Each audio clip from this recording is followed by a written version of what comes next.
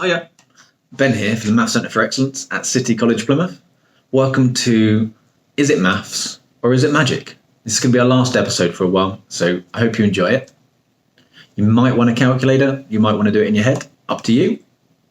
Think of any number you want, any number at all. Now add 3. Now with your new number, double it. Once you've done that, take away 4. Done that? Good. Now divide that number by 2, so half your number. Now take away your original number, so that number you started with at the beginning, take it away from your new number. And you should be left with a number 1. Also, a shout out to Sean, who sent us a maths magic trick to try as well.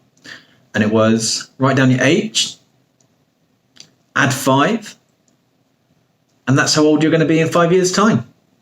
On that note, have a good day.